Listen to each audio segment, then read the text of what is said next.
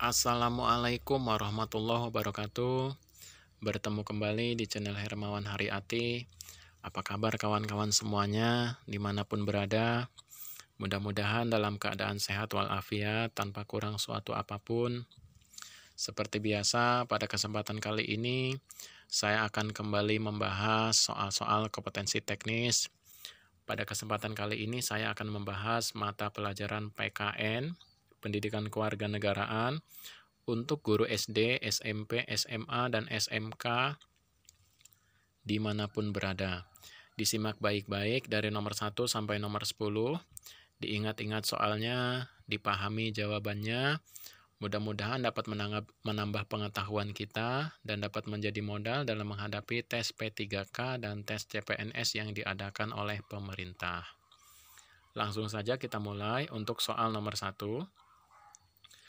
Di bawah ini merupakan pengidentifikasian materi pembelajaran yang menunjang pencapaian kompetensi dasar. 1. Potensi peserta didik, karakteristik mata pelajaran, relevansi dengan karakteristik daerah. 2. Tingkat perkembangan fisik, intelektual, emosional, sosial, serta spiritual peserta didik. 3. Kebermanfaatan bagi peserta didik, struktur keilmuan, aktualitas, kedalaman, dan keluasan materi pembelajaran. 4. Kemampuan guru dan ketersediaan referensi. 5. Relevansi dengan kebutuhan peserta didik, tuntutan lingkungan, dan alokasi waktu. 6. Dana yang tersedia. Dalam mengidentifikasi materi pembelajaran yang diampu, guru harus memperhatikan antara lain nomor A1234, B2356, C1235, D1245. Jawaban yang benar untuk soal nomor 1 ini adalah C, yaitu 1, 2, 3, 5. Jadi, untuk menunjang pencapaian kompetensi dasar, seorang guru harus mampu memperhatikan antara lain 1. Potensi peserta didik, karakteristik mata pelajaran, relevansi dengan karakteristik daerah. 2. Tingkat perkembangan fisik, intelektual, emosional, sosial, dan spiritual peserta didik. 3. Kebermanfaatan bagi peserta didik, struktur keilmuan, aktualitas, kedalaman, dan keluasan materi pembelajaran. 5. Relevansi dengan kebutuhan peserta didik, tuntutan lingkungan, dan alokasi waktu. Jadi jawaban yang benar adalah 1, 2, 3, dan 5. Kita lanjut ke soal nomor 2. Kurikulum dikembangkan berdasarkan prinsip bahwa peserta didik memiliki posisi sentral untuk mengembangkan kompetensinya agar menjadi manusia yang beriman dan bertakwa kepada Tuhan Yang Maha Esa. Berakhlak mulia, sehat, berilmu, cakap, kreatif, mandiri, dan menjadi warga negara yang demokratis serta bertanggung jawab. Pernyataan tersebut di atas sesuai dengan prinsip pengembangan kurikulum. 2. A. Tanggap terhadap perkembangan ilmu pengetahuan, teknologi, dan seni. B. Relevan dengan kebutuhan kehidupan. C. Menyeluruh dan berkesinambungan. D. Berpusat pada potensi, perkembangan, kebutuhan, dan kepentingan peserta didik dan lingkungannya. Untuk jawaban yang benar pada soal nomor 2 ini adalah D, yaitu berpusat pada potensi, perkembangan, kebutuhan, dan kepentingan peserta didik dan lingkungannya. Jadi jawaban yang benar adalah D. Kita lanjut ke soal berikutnya. Sebelum kita ke soal nomor 3, buat kawan-kawan yang belum subscribe, mohon keikhlasannya untuk tekan subscribe dan hidupkan loncengnya agar ada notifikasi setiap kali saya upload video terbaru. Mudah-mudahan bermanfaat bagi kita semua. Terima kasih. Kita ke soal nomor 3. Perjanjian yang dilakukan lebih dari 2 negara, yaitu perjanjian A. Bilateral, B. Multilateral, C. Internasional, D. Antar negara. Untuk jawaban yang benar pada soal nomor 3 ini adalah B, yaitu multilateral. Multilateral adalah perjanjian antara 2 negara atau lebih. Misal, ASEAN. Itu terdiri atas banyak negara, itu disebut perjanjian multilateral. Kemudian bilateral adalah perjanjian antar 2 negara saja. Misal, Indonesia dengan Singapura, itu namanya bilateral. Atau Indonesia dengan Jepang, itu disebut bilateral. Kita lanjut ke soal nomor 4. Hukum yang mengatur hubungan antar negara dengan alat-alat perlengkapannya atau hubungan antar negara dengan warga negara termasuk dalam A. Hukum privat, B. Hukum pidana, C. Hukum perdata, D. Hukum administrasi negara. Untuk mengetahui jawaban yang benar pada soal nomor 4 ini, kita harus mengetahui masing-masing pengertian dari pilihan jawaban yang tersedia. Untuk D, hukum administrasi negara. Hukum administrasi negara adalah sebuah cabang dari ilmu hukum yang mempelajari mengenai tindakan-tindakan dalam menyelenggarakan sebuah negara. Hukum ini juga dikenal sebagai hukum tata usaha negara atau hukum tata pemerintahan. Untuk pilihan jawaban C, hukum perdata. Hukum perdata adalah ketentuan yang mengatur hak dan kepentingan antar individu dalam masyarakat. Tradisi hukum di daratan Eropa mengenai pembagian hukum menjadi dua, yakni hukum publik dan hukum privat atau hukum perdata. Dalam sistem Anglo-Saxon tidak dikenal pembagian semacam ini. Kemudian hukum pidana. Hukum pidana adalah keseluruhan dari peraturan-peraturan yang menentukan perbuatan apa yang dilarang dan termasuk ke dalam tindak pidana, serta menentukan hukuman apa yang dapat dijatuhkan terhadap yang melakukannya. Ini menurut Profesor Muljanto, Sarjana Hukum. Jadi, untuk pilihan jawaban yang benar adalah A, yaitu hukum privat, hukum yang mengatur hubungan antar negara dengan alat-alat perlengkapannya atau hubungan antar negara dengan warga negara. Kita lanjut ke soal nomor 5. Landasan hukum tentang sistem pendidikan nasional berdasarkan titik-titik. A. Undang-Undang Nomor 3 Tahun 1979. B. Undang-Undang Nomor 2 Tahun 1989. B dan C sama. D. Undang-Undang Nomor 3 Tahun 1989. Untuk jawaban yang benar pada soal nomor 5 ini adalah B dan C, yaitu Undang-Undang Nomor 2 Tahun 1989. Itu adalah undang-undang yang merupakan landasan hukum tentang sistem pendidikan nasional. Kita lanjut ke soal nomor 6. Tugas dan wewenang MPR setelah amandemen Undang-Undang Dasar 1945 kecuali titik-titik. Karena kecuali berarti di sini yang bukan ya kawan. A. Memilih presiden dan wakil presiden. B. Menetapkan undang-undang dasar. C. Melantik presiden dan wakil presiden. D. Memecat presiden dan wakil presiden.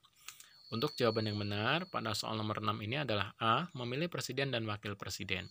Nah, memilih presiden dan wakil presiden ini adalah wewenang rakyat. Nah, MPR hanya menetapkan presiden yang terpilih. Nah, untuk pilihan jawaban A ini ada pengecualian. Contoh, memilih presiden dan wakil presiden apabila presiden yang terpilih telah mangkat, meninggal dunia, mengundurkan diri, atau tidak lagi mampu melaksanakan tugasnya sebagai presiden dan wakil presiden, maka dalam hal ini MPR berhak untuk memilih presiden dan wakil presiden yang baru berdasarkan hasil keputusan rapat. Kemudian, MPR juga berhak untuk memilih wakil presiden apabila wakil presiden belum terpilih. Nah, presiden mengajukan 2 calon, kemudian nanti akan dimusyawarahkan berdasarkan hasil keputusan rapat untuk menentukan wakil presiden yang berhak. Sedangkan menetapkan undang-undang dasar, melantik presiden dan wakil presiden, memecat presiden dan wakil presiden adalah wewenang MPR. Jadi pilihan jawaban yang benar adalah A, yaitu memilih presiden dan wakil presiden. Kita lanjut ke soal nomor 7. Bentuk pemerintahan negara Jerman adalah bentuk parlementer. Hal ini berarti titik-titik. A. Kepala pemerintahan dipimpin oleh presiden, sedangkan kepala negara adalah perdana menteri. B. Kepala pemerintahan sekaligus kepala negara dipimpin oleh presiden. C. Kepala pemerintahan sekaligus kepala negara dipimpin oleh perdana menteri. D. Kepala pemerintahan dipimpin oleh perdana menteri, sedangkan presiden sebagai kepala negara. Untuk jawaban yang benar pada soal nomor 7 ini adalah D, yaitu kepala pemerintahan dipimpin oleh perdana menteri, sedangkan presiden sebagai kepala negara. Kita lanjut ke soal nomor 8.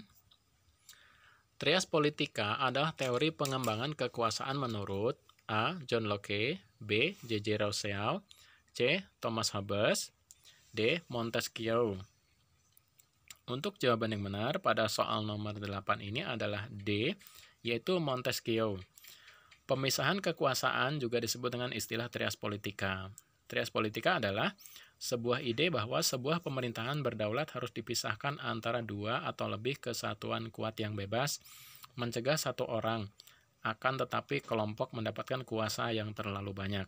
Pemisahan kekuasaan merupakan suatu cara pembagian dalam tubuh pemerintahan agar tidak ada penyalahgunaan kekuasaan antara legislatif, eksekutif, dan yudikatif. Jadi ini adalah pendapat dari Montesquieu. Trias politica, pembagian kekuasaan antara legislatif, eksekutif, dan yudikatif. Kita lanjut ke soal nomor 9. Ideologi secara umum adalah suatu kumpulan gagasan, ide, keyakinan, serta kepercayaan yang bersifat sistematis yang mengarahkan tingkah laku seseorang dalam berbagai bidang kehidupan.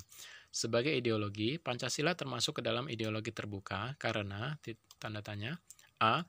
Penguasa bertanggung jawab kepada masyarakat sebagai pengemban amanah rakyat. B. Menolak reformasi. C. Totaliter. D. Nilai-nilai dan cita-cita dihasilkan dari pemikiran individu atau kelompok yang berkuasa dan masyarakatnya berkorban demi ideologinya.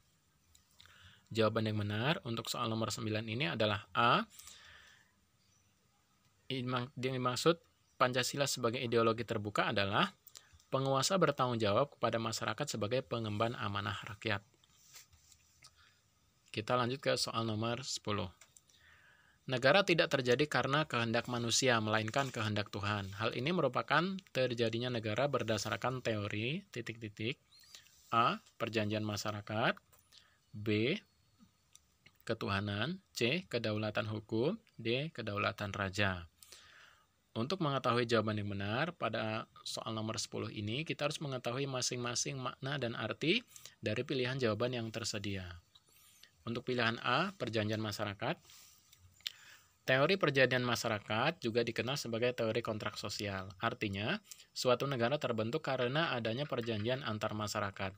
Jean-Jacques Rousseau menjelaskan jika keadaan masyarakat sebelum terbentuknya negara adalah hidup secara individual, bebas, dan sederajat. Kemudian pilihan jawaban C, teori kedaulatan hukum. Yang dimaksud teori kedaulatan hukum adalah teori yang menjelaskan bahwa kekuasaan tertinggi pada suatu negara ada di aturan hukum yang berlaku. Dengan kata lain, pada negara yang menganut kedaulatan hukum, maka hukum itu sendiri dapat dikatakan sebagai suatu landasan atau acuan dari kekuasaan dalam negara. Untuk pilihan jawaban D, teori kedaulatan raja.